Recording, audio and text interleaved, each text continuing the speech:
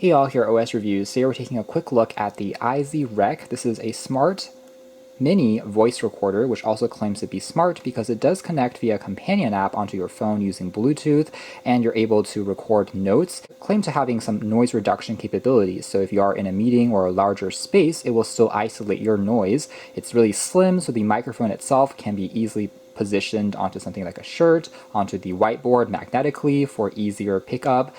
Although it is primarily still designed for things like speech. For voice notes, memos, meetings, that can be where it becomes a lot more versatile. So this will be selling for $80 a pop, and the actual module does come with a built-in 32 gigabytes of storage. It does also have voice-activated recording, so if it detects that it's loud enough around you, it will try to begin the recording automatically as one of the settings that you can turn on or off. We have just a quick user guide that just documents how to access the companion app and how to connect it to various sources. We have, of course, the actual iZYREC, which we'll take a closer look at in a moment. Clip, which is magnetic, so this will easily attach onto shirts, onto other backpacks, so on and so forth. More specifically, it's actually attaching a magnetic disc onto the back, so similar to cell phone holders on cars.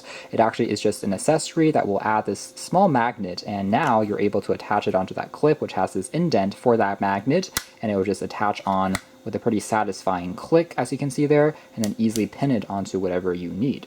Now this magnet also will stay on, so you can also attach this into metal surfaces. Here's a lamp that has a magnet on it. I can also attach it now onto here, although I should point out that you can also attach it onto the clip, and the clip here is also metal, so you can even use this to attach onto the magnetic surface. Now the entire body of the recorder is constructed out of a soft touch rubber material, so it is pretty soft and grippy to the touch, and looking just a little bit more closely, we do have one of the microphones located at the top, and then the other one is on the other side. We then have just a power key on the edge here that you can toggle on to trigger the different modes, and when you do so, there will be an LED light that starts to flash, as you can see there, to indicate that the recording mode has been triggered. The other side just features the Type-C port for charging, and if you want to transfer the files onto a computer similar to a thumb drive or MP3 player. A AA battery, you can tell, is actually about the same in terms of height, but also a lot thicker.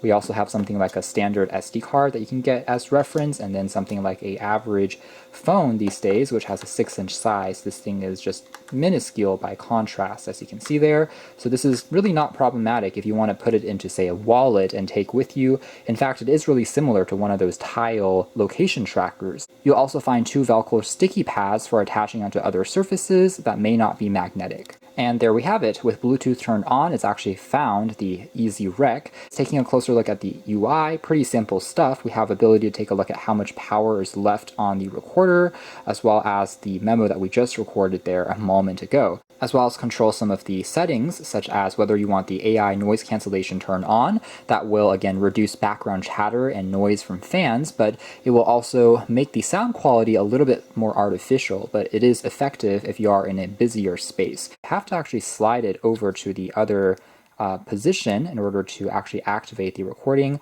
Now it turns red, as you can see there, and on the app we also see the recording start there just about a split second later. So this is actually kind of interesting. So you aren't able to necessarily actually start the recording from the app unless the device has also been switched over to this particular mode. We can also create different markings to save. We can also take a look at the resolution of the recording, and we can do things such as adding different labels, sharing it, although I don't think you're able to necessarily edit the recording directly on here, at least in this current state. So things like trimming, you would still have to do from a separate app. They can be backed up to the cloud so that, again, you're able to see these from other devices and prevent them from getting lost or overwritten. Now, under advanced settings, you're also able to turn on recording location. So this is one which optionally you can use location services on your phone to also tell you where you've recorded the notes. Now, if I do tap on the kind of the battery percentage, I can also take a look at some other settings such as scene selection. So you can actually choose a few different profiles. For instance, if you're in a meeting versus a classroom, interview, or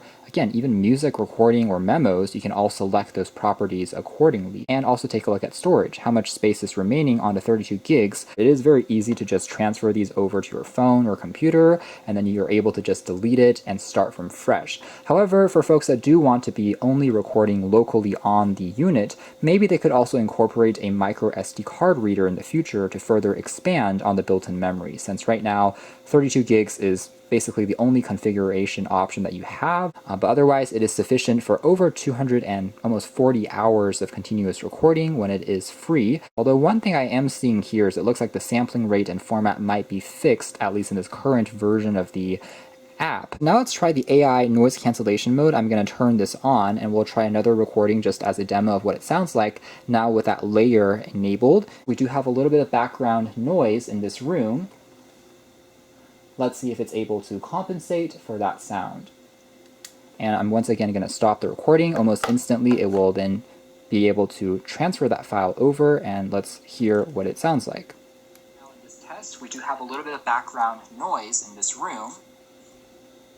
Let's see if it's able to compensate for that sound.